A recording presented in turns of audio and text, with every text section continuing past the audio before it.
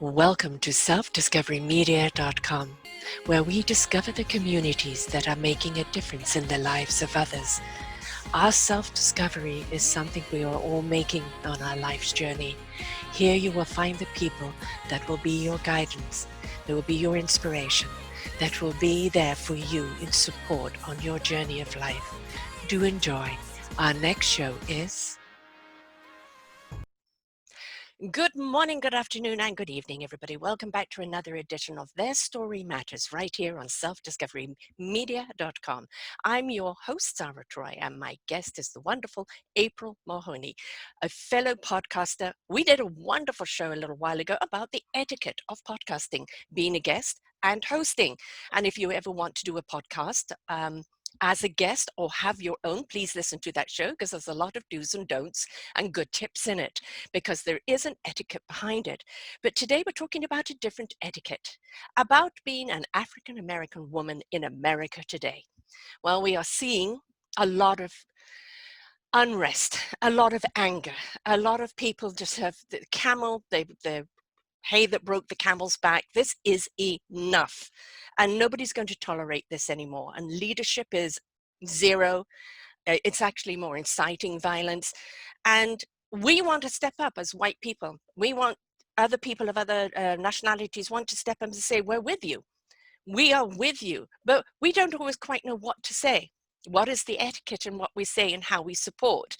And what is it really like right now, living in America under this? It is time. It is time. This has been talked about for too long. And it's got to change, and it's got to change now. All of this right now has to change now, and all of us have to get behind it. So April, my love, thank you for coming on and being beautifully vulnerable in the show, as I know you will be today, and honest and upfront, because this is what we need. No bull, give it to us straight. I'm going to give it to you straight with no chaser.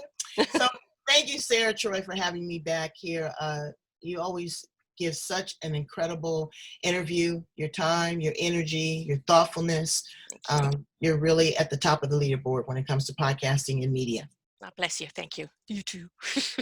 Well, what you want to know, girl? What you want to talk about? Because we gonna talk about it. Yeah, we're going to be open and honest today. And it's, I lived in South Africa for 11 years, and I used to get constantly into trouble for mixing with the African people.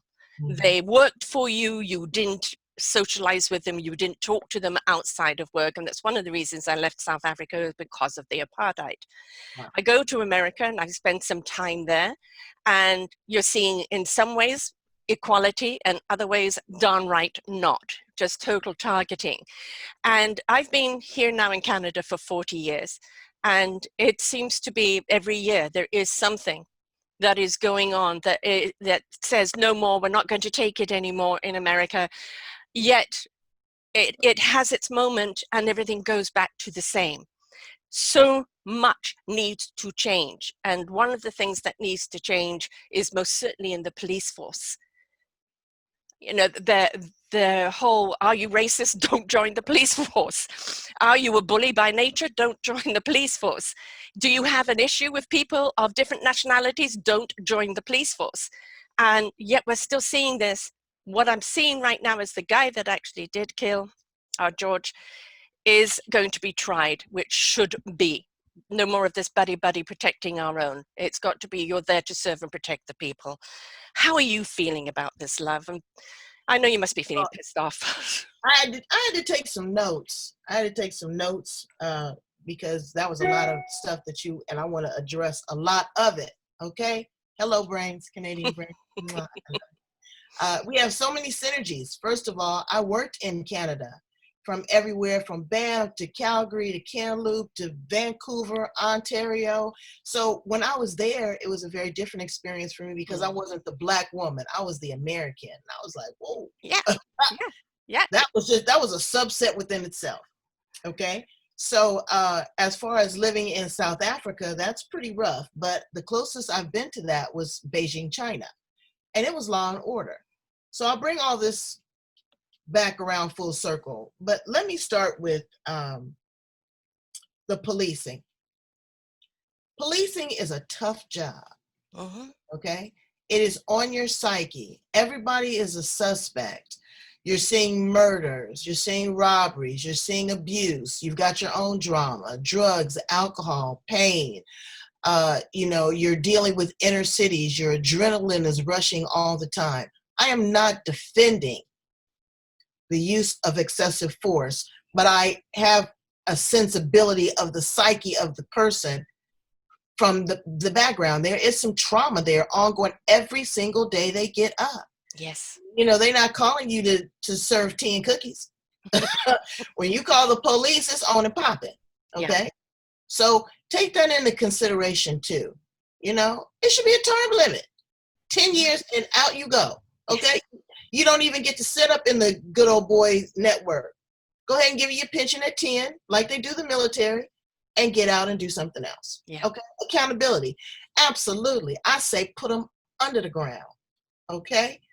If 8 minutes, don't have me stand 5 minutes in the post office. Mm-hmm. You put your knee for 8 minutes, and that is not considered murder.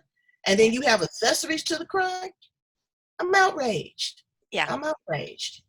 It happens over and over and over again. I told a story about me. Can I share this with your audience? Please do.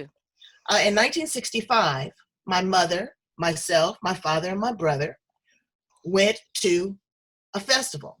It was advertised on the radio. Everybody was going. It was a part of the civil rights movement. Everybody was excited. Stevie Wonder was going to be there, yada, yada. Long story short, we had to end up running for our lives because we were in the midst of the Watts riot. Now, I'm a young child being trampled by these adults, guns everywhere, the whiff of tear gas. Really? You have no idea what these people are subjecting themselves to. You need to fall on your knees and thank God for them because you don't have the courage to be out there to do it. Right. Okay? That's the first time. The second time I was trampled in a crowd, well, we were in a park again. Me, my mom, my dad at a festival. We had to run. They dispersed the crowd. And you know what they did? They didn't have a gun or a weapon. They just said that they did. And the crowd went nuts. Yes. I got smacked into a tree. So now I'm trampled again. But the third time I was trampled in a crowd, it was at a Parliament Funkadelic concert. And Bootsy had landed the mothership, so that was a whole different thing. Getting your funk on. Okay, I got funk. But so you have to take that into consideration. Now you asked another question. What do we want white folks to do? Baby, there's no playbook. Okay, all my white friends is calling me. Just be you. Just be cool. When you say something out of pocket, and if you kind of think that it's not right, don't say it. Don't do it. I don't want you to do anything special because then you would not be your authentic self. Okay, I don't want you to say anything special, but I want you to stop saying white privileged because you guys got that twisted. Yes. Okay. Yes. Civilization started in Africa. I'm not even going to start preaching about that. Okay. Mm-hmm. That's where it started. Okay. So don't even come to me. People that bully, that rob, that steal, that oppress, that suppress, that disrespect, that kill, that murder, that lie. That's not privileged. No. Okay. No. So just stop using that term. Yeah. Deranged comes to mind. And I'm not even trying to label anybody, but I'm just saying, don't think because you do all of that, and that's a privilege and nobody calls you on it. Mm-hmm. That means you're living in you got some bad energy because karma's gonna get you, baby. You see what's going on? Mm-hmm. Okay, this is a well-tuned machine. Folks didn't just, come out of nowhere, abracadabra. Folks is tired. Yes. Tired. Yes. Okay. But all this looting, I was joking with friends of mine. I said, okay, so where are they gonna wear the Gucci and the Louis Vuitton to? Because all the clubs are closed around the world because of the COVID. So where are you gonna watch your big screen TV? Because you haven't paid your rent in 3 months. You're about to be evicted.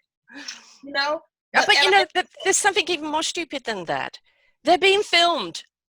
We had riots here in Vancouver a few years ago to do with a hockey match. and we had some looting and rioting, which is normally not a norm for us, but it happened. And they were all being filmed. And so the cops went after every single one of them. That you can't escape today. Somebody's got you on camera, right? You know, you are filmed on an average of 28 times per day. Mm-hmm. Per day. Big Brother's watching. Right. You know, and so you have to be careful about what you say or what you do. But if you are acting with integrity, then you don't have nothing to worry Right. about. Yes, exactly. Okay, take my picture. Yeah, exactly. Get a bit of this, you know? Because I'm not doing anything. Right. But if I'm not doing anything and I am sleeping, cuddled up next to my man, and I think somebody's breaking in the house, and it's, you know, you have a no-knock warrant, you come in and then you assassinate me. Oh yeah, you got to pay for that. Yeah. You know. Yeah, you know what goes around comes around, right? You know, and the boomerang will always come back in some form or way. You know, racism I don't understand, you know, because children do not see racism. You know, they warm to other children of other color. The racism is imposed upon them. Right? They taught that. You know, and you know what? Sometimes, it's there, in all fairness, too, because I try to be fair with this. I try to figure out the psyche before I just go nuts. Because if I stay an angry Black woman, I'm not going to progress. Right, right. That's filling up my space. Mm-hmm. I need space to work it out. I need to help come up with the solution. I'm not a problem describer. I'm a solution seeker. Yes. Okay. And so that's why I do what I do, is because I want to hear these options. And like I said, I'm not going to always agree with you. I'm not no lapdog either. Right. I have a very strong opinion. And it may be in contrary to what you're doing, but I'm not going to mess with you. I'm not going to irritate you, agitate you. I'm going to tolerate you. Yeah. Okay. I don't want you have to accept me. Everything is not acceptable.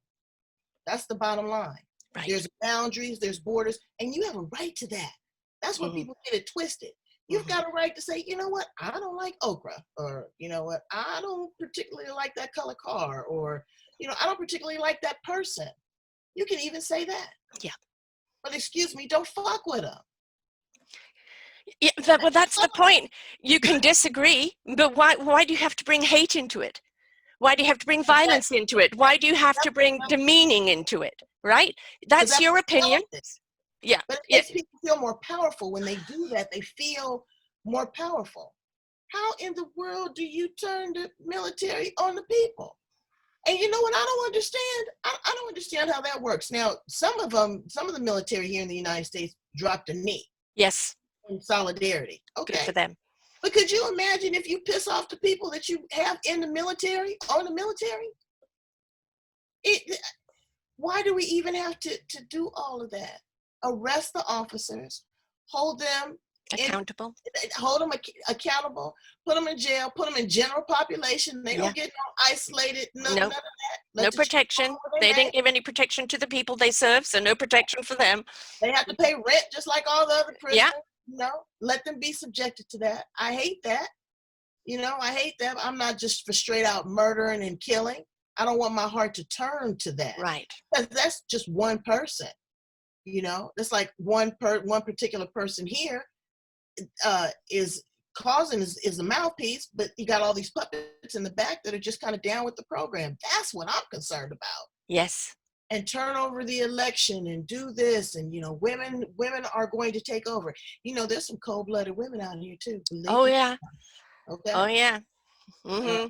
Don't get it twisted. Yeah. Some of these women have some worse isms than these men. Yes.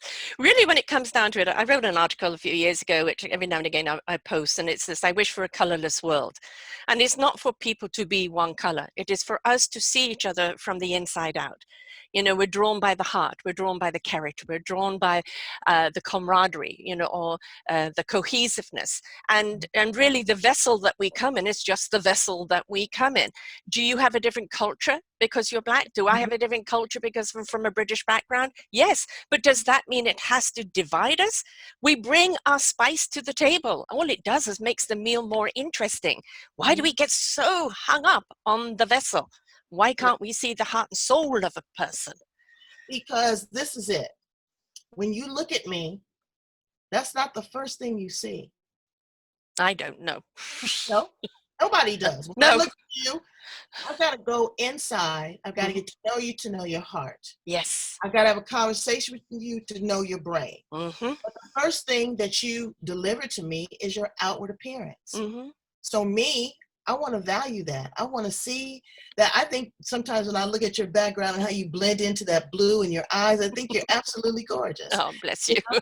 And it really is what you bring to the table. I have people from all over the world on my show. I love the richness. I love the diversity.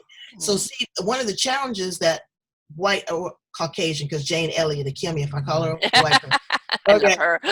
Right. And this is her t-shirt. I have to show it because, you know, I love Jane. Oh, she's I love her. wonderful. She's amazing. Yes. But anyway, what people bring to the table is, again, what you see, dressing until you get to have that conversation with them. And so here, the problem that white people have or Caucasians have is that they always want to,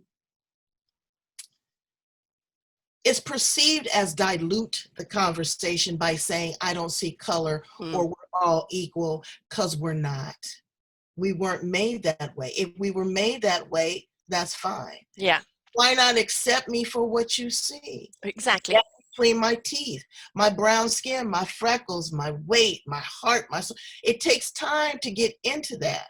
And everybody, you're not going to get on that level with everybody. Everybody's not going to have a front row seat in your life. That's okay. Some people have to be in the overflow. That's just how life goes. Yeah. But, you know, thinking about, not necessarily talking a lot, listen a lot more. You know, share your culture. Go, you know, on the other side of town and catch the bus and, you know, get down at the club or, you know, have some soul food. Immerse yourself in another culture. You would be so surprised at what you'd find.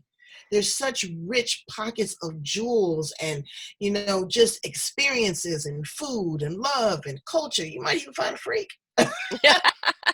The thing is, why, you know, is racism or anger or that divide there? And it comes from a state of fear, and that fear is being stoked and being provoked at the present moment. But when you do sit down with someone else of a different color and you understand their culture, their background, who they are, you'll see the similarities. You'll see the things that we have in common. If you strip everybody down and go down to the core of who they are, don't we all want the same thing in life? But we'll go about it in a different way. So if we are afraid, and that goes for anything, whether it's a person or it's anything in our lives, we are afraid because it's unknown. So step into discovery. Step into exploration, be adventurous, discover, because when you know what it is, then you can decide whether it's something fearful or not. But most of the time you'll find out, well, what the hell was I worrying about? Right. Absolutely. You know, but you have to feel the fear and do it anyway. Yeah. And what are you, I mean, what are people afraid of? I'm afraid of a lot of people. You know, you know, I'm afraid of the trickery and the bamboozlery, the imposters. You know, if, like I said, maybe we can start there, is identifying with self. You know, I don't like this because of, you know, example, I don't like okra. Every time my mother makes me have collard greens, she makes me have cook okra with her. And I am 57 years old and she always wants me to put it on my plate and I can't stand it. But don't keep forcing me, because again, I am being tolerant of what she wants to do. So let's just kind of start with that. And, you know, just kind of having an open conversation where maybe you listen a little bit more, ask questions. Sometimes you got to ask permission. You know, may I ask you a question? That's letting someone know that you're inviting them into their space. Yes. Again, as Black people, we don't want to be treated any different than anybody else. But I don't want to be pulled over and there's 6 cops, guns drawn, you know, for a speeding ticket. This guy was killed for what someone perceived to be a fake $20 bill. I know. I mean, there is that video that was going around as like a tutorial to Black people about, if you see the cops, put your hands up, say yes sir, no sir, don't argue with them, don't do this, don't do that. And it is heartbreaking that you have to go around and it's always like, yeah, yes boss, no boss, you know, screw that. You're a human being. If they are stopping you and there's a rational reason for it and you've done something wrong, then accordingly you will pay the price for it. But the guns out immediately, you know, and immediately you're perceived as the villain just because the color of your skin. That is just something that outwardly now has got to stop. Okay, but let's be in all fairness, okay? They haven't magnified. We don't know how many Asian Americans that could be targeted. We don't know how many Hispanics, because, you know, Black people or tribal people, we're going to stand up. We're going to be voiceless. It keeps recording us. So I don't think that they're just necessarily just out on a witch hunt, and there are bad cops. But again, think of the psyches of the individual. You know, it's a person that has been in a war. They have PTSD. Yeah. Okay, Yes. they do. And so again, don't do that. And then you need to have independent counsels that separate when there is a police involved shooting, to look at that. Like I said, they criminals now. Yes, they are. A sex offender, you know, a 18-year-old boy will have sex with a 17-year-old girl and be charged. He has to register as a sex offender in some states.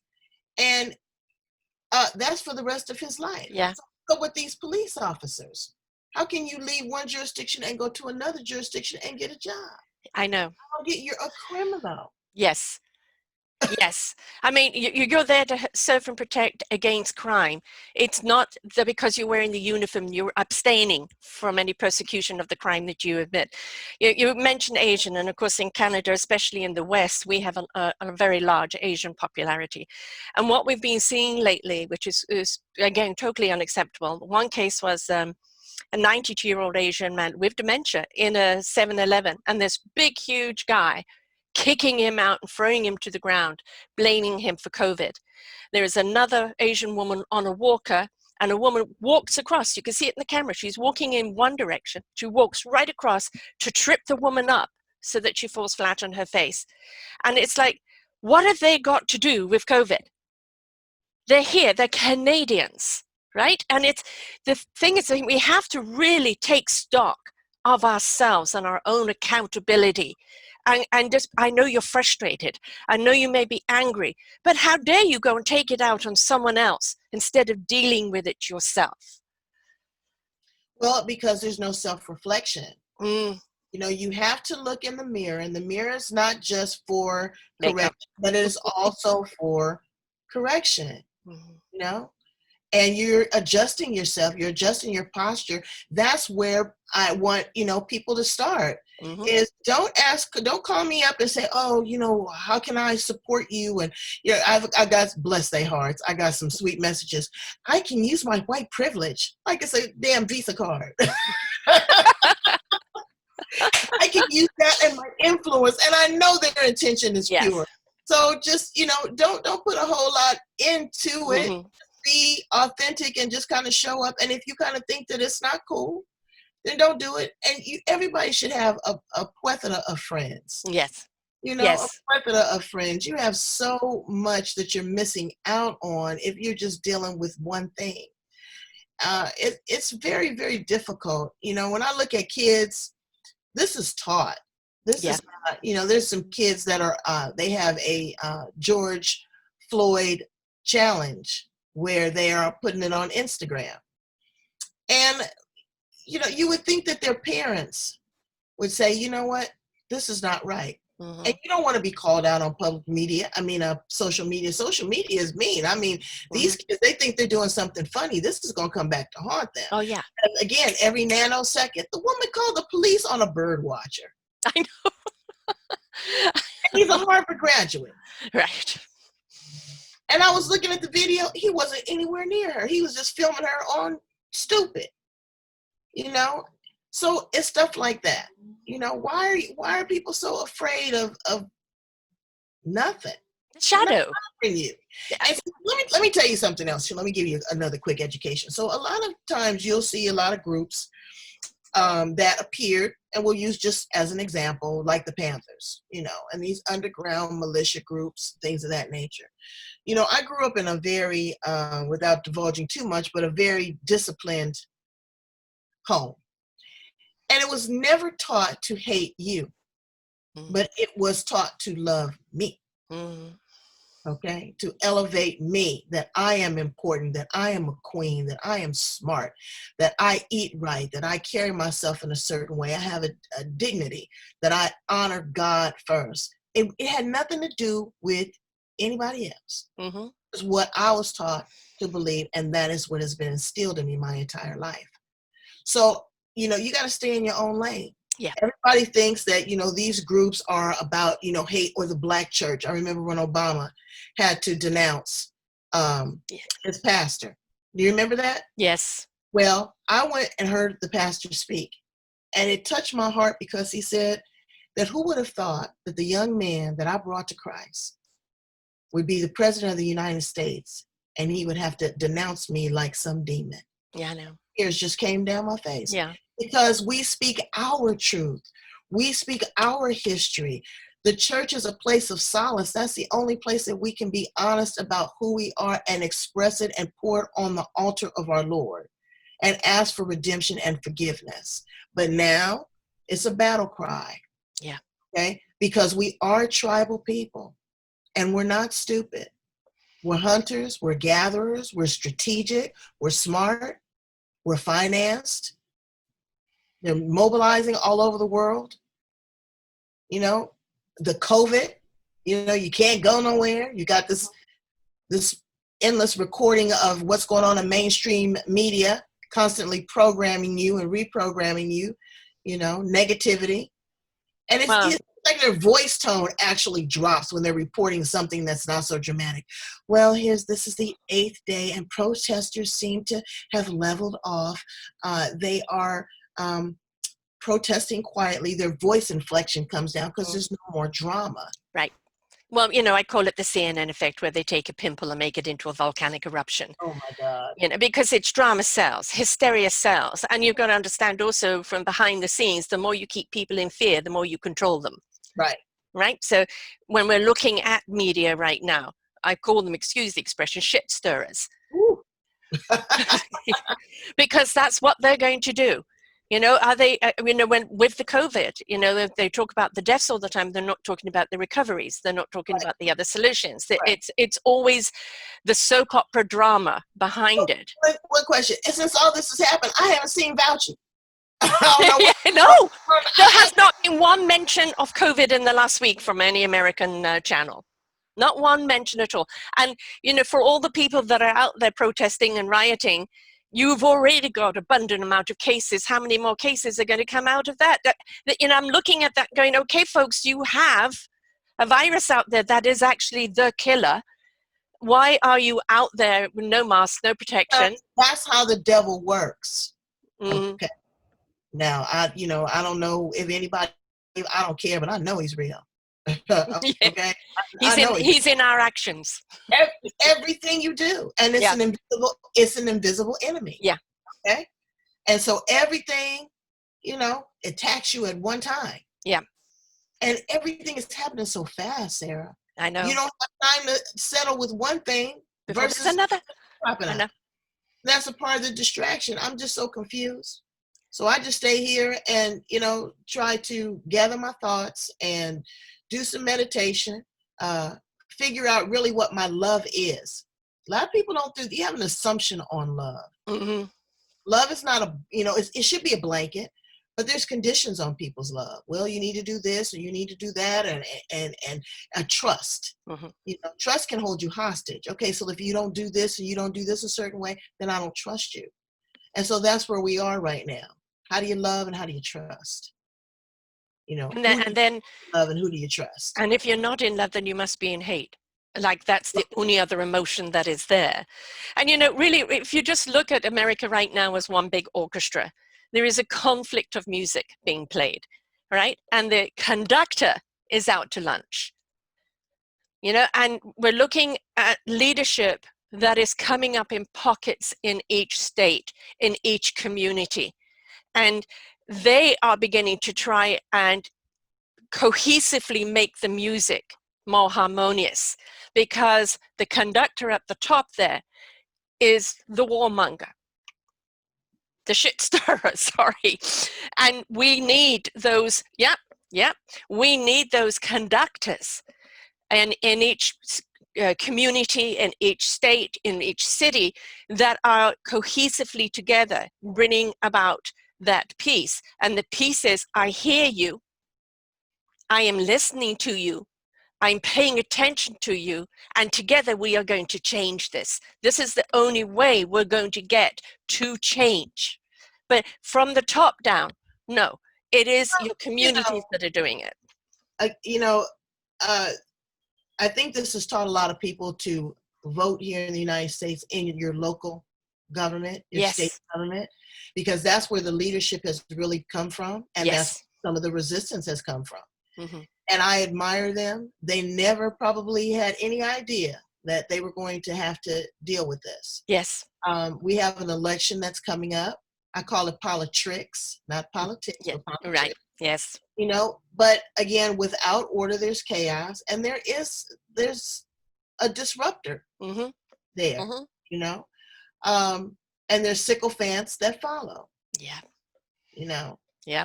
But it all comes out in the wash. Just sit and watch. When the election started, I had told my friends, I said, I'm going to sit here and watch this like a reality show. I had no Which is what it is. I had no idea of, you know, people out of work, grocery stores and communities now destroyed, children being separated from their parents at the border. I know. You know, immigration turned back. Every piece of legislation to partner us with other bordering countries have been destroyed. Mm-hmm. Still ain't built the wall.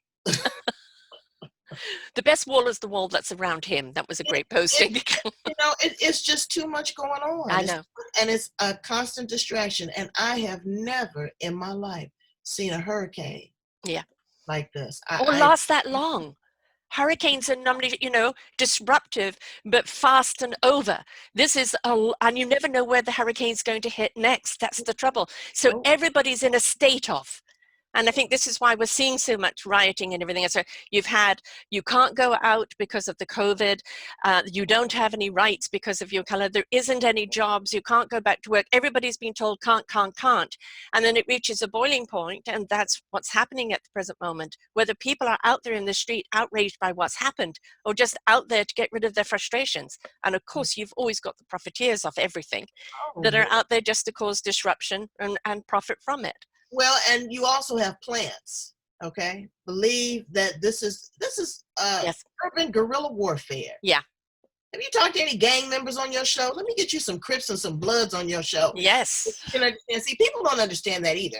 That the gang mentality is really a culture of a mini army. You have generals, you have people that work, you've got you know, a chain of command, you've got loyalty, you know. It's a form of a military. Mm-hmm. Discipline, you know, and so people don't understand that this is embedded in them, you know, it's indoctrinated in them to protect themselves. You know, these young kids that are out here now, 7, 8 years old, they have them walking with signs, you know, all I want to do is live.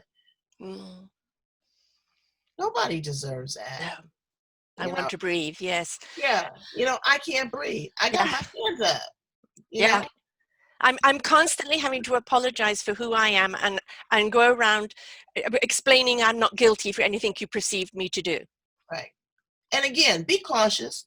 Yes. But, you know, white people, don't be afraid of us. You know, don't be afraid. Just you don't have to be right when the COVID's not going to let you be right up on me anyway. You got to be 6 feet apart. Yes. But, you know, and if you feel like clenching your purse, it's your purse. You can clench it. Yeah. But don't be calling the police on us, you know, just for random stuff. I know. You know? Yeah. And again, black people, don't be overly aggressive on white people. Right. They're doing the best they can with what they know. Right. Right. And you can't do better until you know better. Right. Right.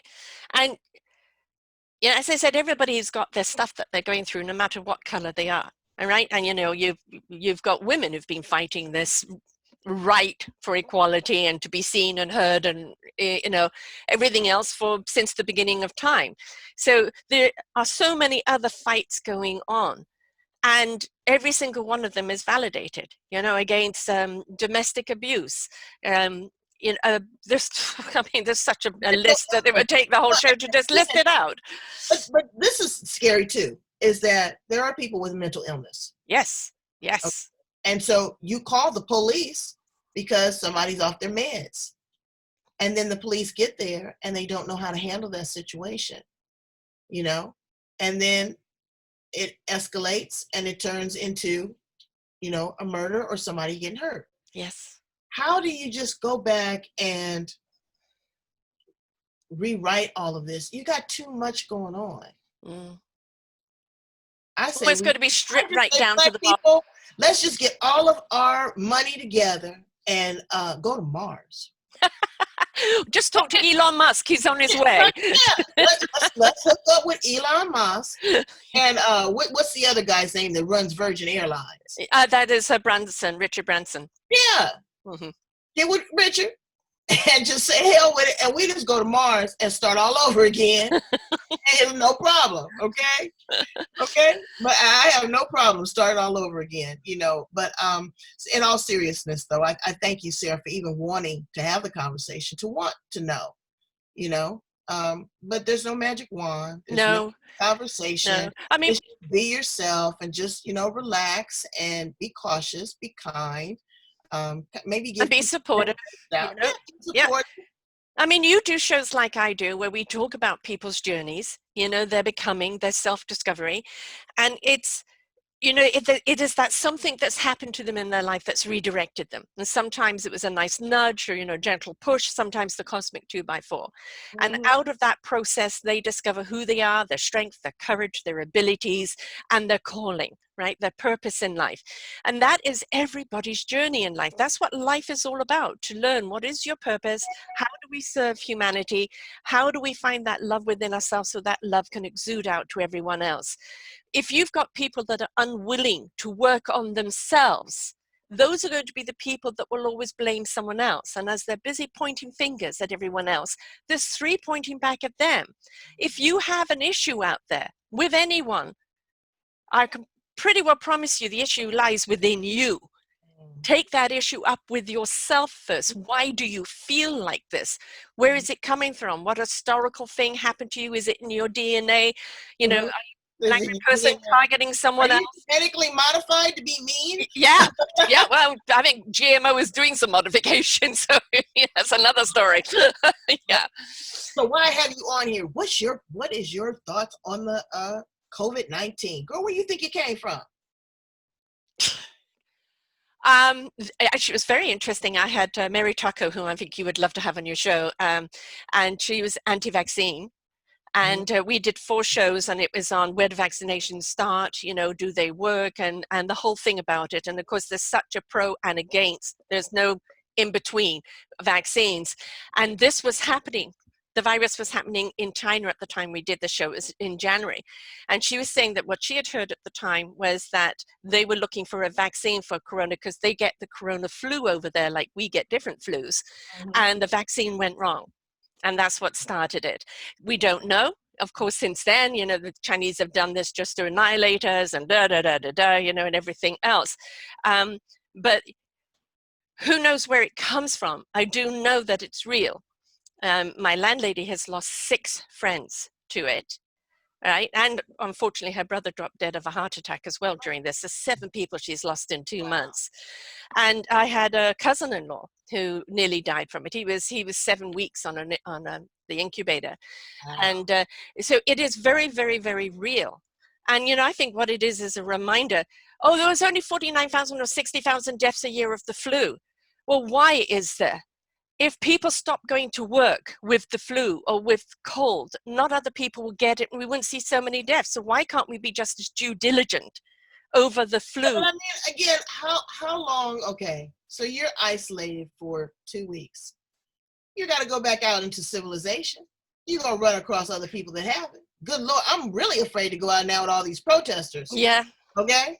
Because it wasn't that bad. I can say in San Diego that we are doing relatively good with our numbers versus other states, you know, and California within itself, because of the leadership, because of the communication, because people will follow instructions. But there's only so much isolation people are going to put up with. You Right, know, and we're like, lucky enough here in BC that we are going back out, and it's, you know, they're creating, closing down certain streets so restaurants can have their tables outside to seat more people, and it's going to be the gradual entry. School is going back, but it's not full force. Everything is gradual, and because they've decided to take it gradually, we haven't had any new cases in 2 or 3 weeks now, and you know, the recovery rate is really good, and our death rate is really low. Back east is a little harder. Toronto, Ontario, they've been hit right, harder, more people, obviously more denser. right. But for the most part, I will actually really take my hat off to Canada and the way they've handled this. They Right. also handled it that there was funding for people who were out of work because of it. People couldn't be evicted from their homes, right? And businesses were given support to stay open. So, you know, that's the beauty of what we're seeing here. Is it perfect? No, but Hang on it's one second. so we know, I'm very proud of what has happened here. And when you look at other countries that kind of stepped up and really, you know, did the testing, did the isolation straight off, you know, my brother and sister in the UK, they've only started doing that. I don't even think it's been enforced yet, of people who come from over the border isolating for 2 weeks. And Right. the case of deaths and the virus is really, really high. It's a silent killer. You Yeah, don't know you but have you it know until what? it's Okay, there. all of that, I think that's some trickery. This is just my opinion. You know, you've got the tests that have come out like this, okay? And so you're going to have a lot of false positives. There's a lot of Hmm. people that are still not being tested for it. You know, okay, they don't even want you to have Obamacare here in the United States. So now you have no medical insurance to go Right. get tested. Yes. No, okay, so if you do get tested and you don't have medical insurance, then what? In And that's America, like, yes. Here we're completely covered, but I know in America you're not. no. And if our leadership is not giving us information, you know, like I said, I haven't seen Fauci on in, shoot, at least 4 or 5 days. Yes. So if there's no direction, you don't know what's going on, and you're going to drive right into a brick wall. Also, the vaccine. I got some concerns with the vaccine. Yes. Vaccines take years Yes. to find out clinical data and research. I work with big brains here at Hmm. UCSD, okay? It takes a long time to collect that data, Hmm. see how it morphs, how it's going to change. I mean, we see the COVID-19 is evolving into a different strain. It's Yes. like Yes. every other week with different symptoms Yeah. attacking different parts of the body.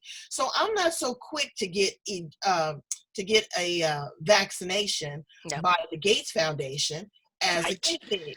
Okay, Yes. I'm not feeling that. Yeah. I'm not feeling that. You know, and I don't even take the flu shot. You No, know, I don't either. I'll take a chance on wrestling with the flu. I give me some NyQuil. Shoot, You know what the thing is, what is actually water. proven is boost your immune system. If you've got a strong immune system, you know, like when we're going into flu season, at least for a month beforehand, build your system up with echinacea and vitamin C, and Mhm. take care of yourself. The right sleep, the right this, the right that. Boost your immune system. That is the defense. Many people have got it, but because of the immune system being strong, it was a mild case of it. And Right, then other people, of course, I'm an asthmatic. If it hit me, it will be quite detrimental. But I didn't stop doing things. I was just used my common sense in what I did.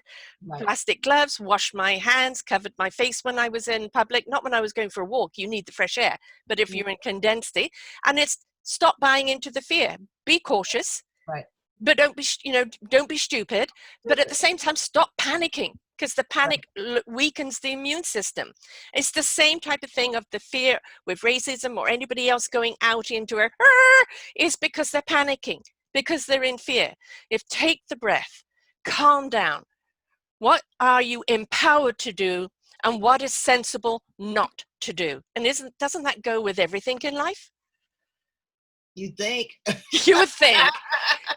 But are there Everybody people does, out there that everybody think? doesn't have the recipe for success like you do, Sarah Troy. Mm. Well, you know, I've had to learn it. I've had to allow That's it. I've the had to go work. take And my you own know what? path to it, right? I think that's part of the battle too, is that, you know, they want everything to change, but are you Mm. willing to do the work? Yes.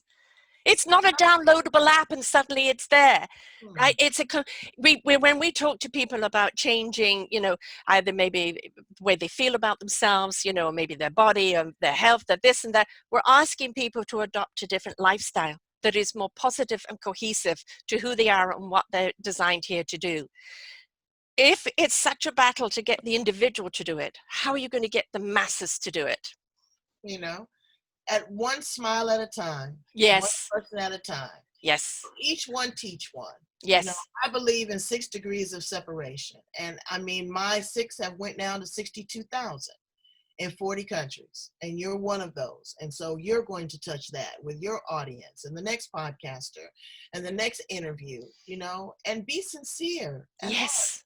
And show up, like I said, authentic. If you don't agree with something, you just tell somebody politely, well, you know what, maybe we change the subject. This is something that, you know, I don't agree with. Then you don't even get into all of that back and forth. Right. There's plenty of else to talk about. Lots You know, of stop being antagonistic. right. Or having to prove you're right. You're right from your perspective. This person's right from their perspective. If you cannot put it on the table and you're both unwilling to see each other's perspective, then shut up and talk about something else. Absolutely. You know, but again, it is a lot of work ahead of us. I am an optimist, Mm-hmm. manifester. I'm a positive person. I'm going to use my powers for good and not evil. Right. I am going to stand with my people, my tribe. Right. That is what we do, but that doesn't mean that I am against you. Right. Okay? That just means that I'm trying to fight for the survival of me. Yes. And And you know, right now, the persecution, and has been for quite some time, but it's highlighted persecution on you right now. And because that spotlight is there, you know, I have this banner that I put out about 2-3 years ago, that the universe is going to shake us up, to wake us up, for us to step up and change it up. And I believe the COVID virus, because everybody in the world is on the same boat, is that shake up, is that wake up, and that change up. What is happening right now is the shake up, is the wake up, is the step up and do something about it and change it up. And this should not be just another outcry that dies down and then there's another one next year. This is the time where the police force have to say, our system is broken and we have to fix it. And we have to go in and look at why this is happening. We have to be teaching the teachers not to be prejudiced against color. We have to be looking at racism from all sorts and saying unacceptable from anyone on any nationality. This has to be something that as a village, as a community, as a global community, that we step up and be accountable for and say, if it's wrong, it's wrong. If it hurts someone, it's wrong. If it demeans someone, it's wrong. If it causes harm to somebody in any way, it's wrong. So what are we going to do to put it right and take accountability ourselves for what we do and how we interact? Well, you know, I mean, history is recording this. Yes. Absolutely. And we're seeing a lot of change, influence. You're seeing a lot of people rise up, young people. Yes. Because these millennials are like, you know, I think here in the United States, sadly to say, about this time last year, they were marching for their rights because there was violent gun shootings. Yeah. Who sends their second grader to school and the sixth graders got a gun? Right. You know, all of this part of the distraction. Okay, but nobody was really talking about that. You know, so there's a whole lot of conversations that go on, but again, you can't fix everything. No. You fix it a little bit at a time. And so you start with that one person, and that's with yourself, looking in the mirror and saying, hey, you know, have I done this? Have I assumed this? Have I, you know, viciously done this? And, you know, Sarah, it's personality stuff. It's not just necessarily prejudice against somebody else. You know, sometimes people are just mean and twisted and don't like themselves. Right. So get that out on you. Of course they do. That's the finger pointing, 3 pointing back at you, you know. Do not impose your discontent with your life upon someone else. It is not for someone else to fix, and it's not for you to take something out on. So that's a bully. A bully is somebody that's in pain inside, and they want to bully and hurt someone else to make them feel better, which they'll never feel better, because you can't feel better when you're harming someone else. Love means not to knowingly harm anyone else, including yourself. If you step into that higher frequency of self-love, you can't knowingly hurt someone else. Do you believe in unconditional love? I to a point, again, I think it's words. I believe that love is a frequency which is kindness, caring, self-love, love of life, and love of others. But I do believe, and what you mentioned earlier is boundaries, right? And so if you're here with me on this vibration, that doesn't have to have conditions. It's pure love. But if it's people still in that discovery of that, then the condition is I cannot work with you if you're still in hate, because the hate and the love just do not go together. When you've chosen to step out of the hate and start to care for yourself, start to be kind to yourself, you're stepping into love. Now I can communicate with you, but I can't go down to the hate. Yeah. Yeah. I know, because, unconditional love is, it's very difficult. And again, it's a big responsibility. It's a big ask. Yes. Love me no matter what. Right. I don't know. You can love somebody and not like what they do. Right. You've got kids, I've got kids. My kids have gone and done things I don't like. That doesn't mean I don't love them. Why? And I'm just asking a question. Why do I automatically have to love you? Right. Can I just like you? Exactly. And can't that, if you can shake your hand and say, "Oh, wow, she's great," but why do I just automatically have to be in love with you? Love takes work. Yes. But there's also different degrees of love.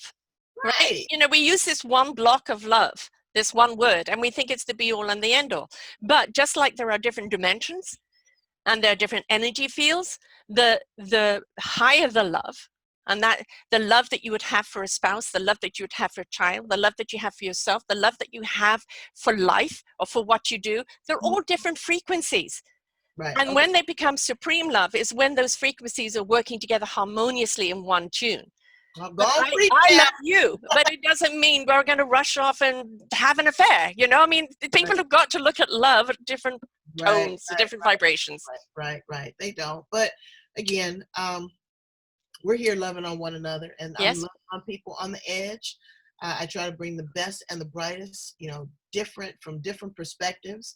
I like to banter back and forth and ask random questions like we're doing. It's so much value in that. I've learned so much from you. You've learned from me in a matter of 60 seconds. And so if you just do this once a week. Yeah. Well, why do we do the podcasting? In my view, the podcasting is generally the most honest way you're going to get the truth for someone. There isn't any big spotlights on them. There isn't any, oh no, you can't say that, or the legal ramifications of doing that. Somebody can peel their onion away and be vulnerable and speak passionately and convictionally of who and what they're doing and why they're doing it. And I know that's the reason why I do it. I love sharing the why shows of, how did you get the, why did you get the, what does it mean to you? Because that energy, it just exudes out of them, and that's what you wrap yourself up in, and it's what that inspiration begets invitation. So I recommend that people listen to your shows, listen to my shows, because you're going to learn from the people that have gone before you or are going through the same process at the same time. Listen to what they have to say, because that is something you can apply to yourself. It's a community. People know that 75% of the information that they get is crap. That's the problem with the world today. Yes. And they're being fed garbage, and they're just eating it in. Yeah. And the constant replay of breaking news. You think something is breaking news. It's not. It's all a part of the psychological profile. So you have to step back. You've got to look at alternative sources. If you can go in and Google, some things about the backstory of what happened, just from some of these killings and some of these shootings, you would find out that it is just horrific. Like the young woman, sleep in her bed. Yeah. Sleep in your bed. Yeah. You can't sleep in your bed. Right. Where is your sanctuary? Where are you safe? If they can come in and kill you in your sleep, where are you safe? Yeah. And, I get my news from the Daily Show and Colbert, because, when it comes to a certain person, that's the only way you can take it is with some humor. Otherwise, you just mind will bottle. But, Jane Elliott was on the other day. And of course, your mug was behind, the scene on Colbert, which was great. Wonderful mug. I said, I feel like a bottle of Patron. I'm touching. And I thought, what a wonderful plug. And she is just absolutely wonderful. I love her. She's no nonsense. She just speaks as it is. And really, it is the words we use, and we've got to be conscious of those words we use. And we've also not got to take offense if we say something to each other in words that you don't particularly like. You can maybe say, you know, perhaps if we change that phraseology around to this, and now you're educating that or person. just start out with, you know, just, did I say that right? Or yeah, if you feel like it's uncomfortable, right, with anybody, yes, anybody, yes, you know, it could be a person that's, you know, a little underweight or, you know, overweight. You know, if you just a little kindness, do you mind if I have this? Or let me ask you this, let me ask you that, or don't say anything and let them open up to you. Just sit there and be quiet. and then respond to what they're saying. Have a pleasant smile on your face. Yeah. A smile on your face is warm and inviting. Right. Yes, I have a lovely show on smile this week as well. Anything outside of who you are, again, like I said, there's no playbook, there's no right or wrong. We're all going to make mistakes. We're all going to say things off colored, off the cuff. You know, what happened to comedy? You know, comedy is to laugh in the face of tragedy. Right. The days of inappropriate comics like Richard Pryor and Red Fox, they have you cracking up about this stuff right now. Right. But everybody is so sensitive. I know. In the 20th century, this is really not the place. I would think that they would be more open and free. It's like sexuality. People are still very prudish here in the United States. You go to Europe, folks is butt naked. It's no big deal. Flapping in the wind. Right. I mean, no matter what your body type is, the body is the most beautiful creation of art that man has. But again, it is very different. And I'm just going to, like I said, continue to use my powers for good and not evil with my voice. I'm not going to be an angry Black woman. I can't continue to hold that space because that distracts me from the good that I'm doing. And, you know, hate and evil is expansive. You know, it'll put on another 10 pounds. Right. Yeah, exactly. But it also chokes you. Yep. You know, it does. I mean, you can't breathe. He can't breathe. People who invoke or choose to live in that anger and hate, it literally can take your breath away. This is why we say to people, when you start feeling like that, the clenched fists are happening, take a breath. Take a few deep breaths. Recenter yourself before you react. Right? Because how many people react without thinking? Take the breath first. Do you really want to say it? It's like, that's why I like when people have to write something. If you want to send something to somebody, write it out, read it out. Do you really want to send that? Could there be some editing done? Right? Because we're going to write in our reaction. And then once you've read it, okay, all right, you've had that reaction. Now what do you really want to say? That's me. I'm the one with the poison pen. I get wicked. I do, but you know, it gives me an opportunity to reset before I hit send. Yes. And this world of social media, we're so reactive. And so instant. I don't care how level-headed and how cool you kind of be. People are you gonna pop off at one time or another. So before you actually hit send, think about it. Yeah. You know, or sometimes I've even made this mistake. If I've partly read a post and misinterpreted what it said. So then don't comment on it. Have some restraint, you know. And don't respond to the people who are wanting to pick a fight with you. No, delete them. Yes, exactly. And you know, I've got some people I have highly respect for who they are and what they do, but they have a totally different look on politics than I do. I'm not going to hate them. They're coming from a different space, but at the same time, I won't accept any blah blah blah back on me. You know, and that's fine, because I want people to again always be free and authentic to who they are. They're not in alignment. Don't apologize for yourself. Yeah, they're not in alignment with me, so you don't need to be right there. And that doesn't mean that you're a bad person. You're a good person in that space if you're not hurting somebody else. Right. But if our values are not in alignment, it's like a magnet pushing against each other. What is the value in that? You want people in your space that lift you up, that make you better, that pour into you, that reward you, that acknowledge you, that feed you, that support you. Oh my God, that's what you want. Yes. People don't know what that feels like, Sarah. They don't know what a good feeling feels like. You really don't. And you get so high on it. Taking 60 Oxycontins or something. But again, it comes back to be accountable. Right. Right. Look, Stuff is going to happen to you in life. You didn't choose that, but you do choose how you're going to react to it and what you do with it. And the people that you and I interview are the people that have found the courage, found the strength, found the ability, found the tenacity to go through it and change it into something positive. All right? And that is the true test of character. And those are the people that we really do respond to because of that beautiful loving energy of being givers and carers and kindness and love and sharing that they have become. And I have such respect for them for the journey that they've taken in getting there, because they were willing I to have respect for the ones that are struggling. yes, That, they're because on their journey, but they're still choosing they to do have it. the willingness Yes, to want to open the door. They yes, want to change. yes, Like I said, I love you for asking because you want to know. yes. That's the curiosity is, that's it. We don't want political correctness to get in the way of supporting one another, because now it's becoming all about color and race, and we're on the defense and we're a little scared, or we pull away. It's the same as if you come across somebody that's maybe is disfigured. We've both interviewed Keshi, wonderful Keshi, and she's clearly disfigured. There's no hiding it. But when you get to know her, when she sings, when she speaks, the heart and soul of her comes out, and she is absolutely beautiful. But people look at her at first. How are you going to react?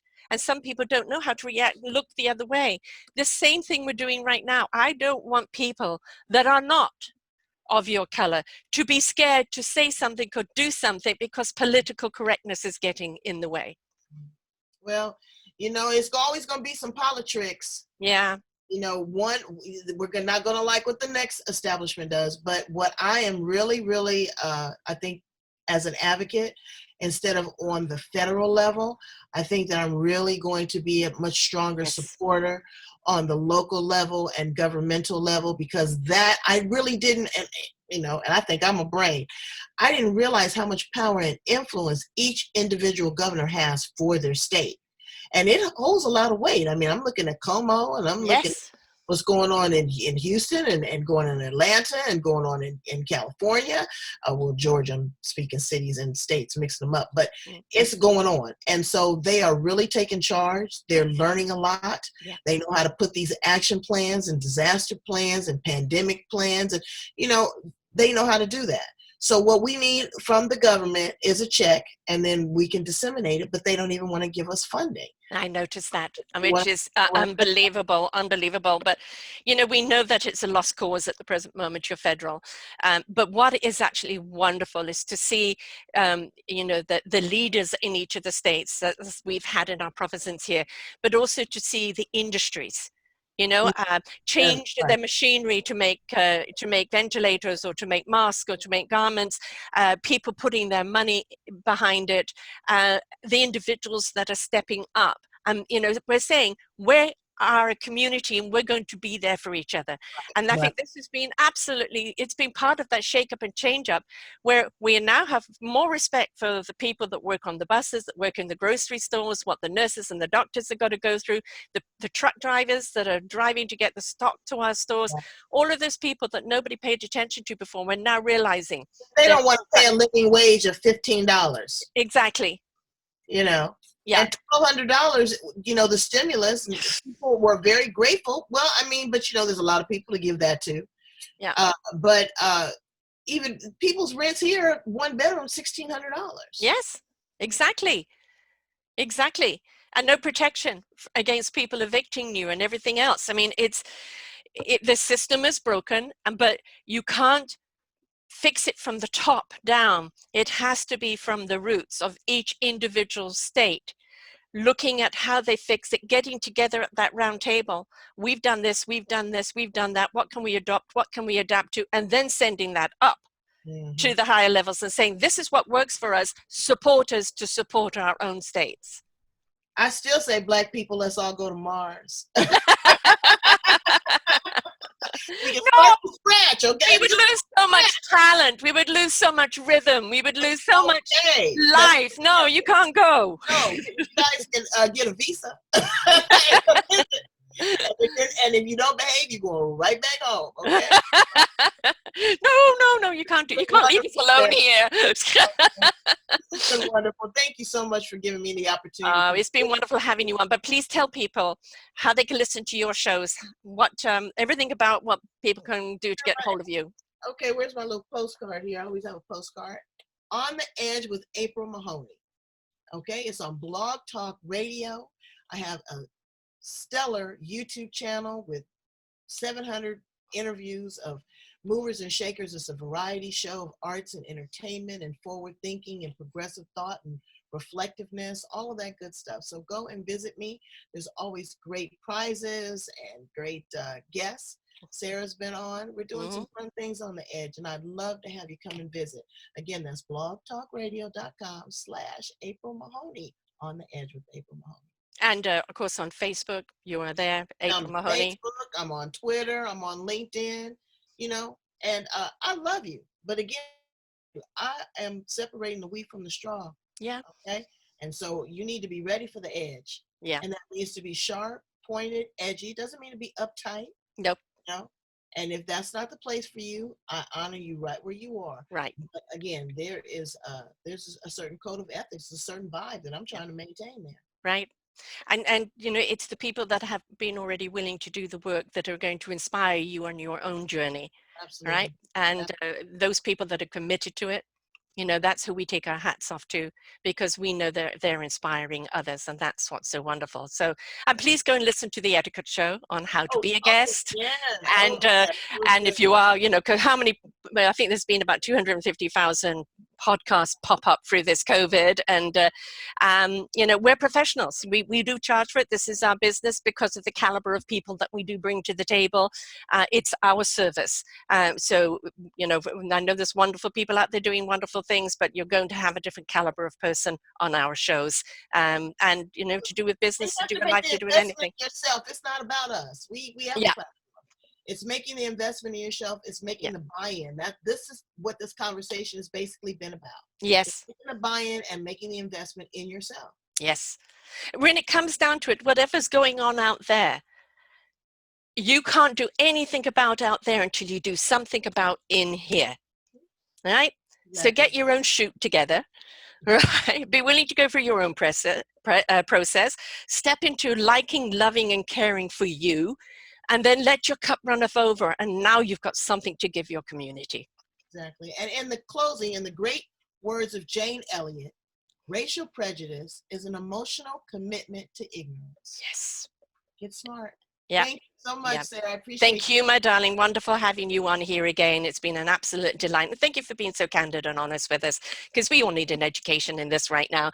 And, you know, calm minds prevail. Yeah, really. And I need an education too, because again, I can't help you if I don't know what you need. Exactly. Exactly. So please go and listen to her shows. There's some amazing people on there, including Jane Elliott, a fantastic show. So she gets some awesome people on there. So go and listen and learn and apply and grow, because that's what it's all about. So until next time, folks, bye for now. Bye. We hope you enjoyed the show. We look forward to bringing you more shows. Please go to selfdiscoverymedia.com/shows, and you will see the incredible lineup of genres and shows that we have for you. We are here to make a difference in your life. Thank you for listening.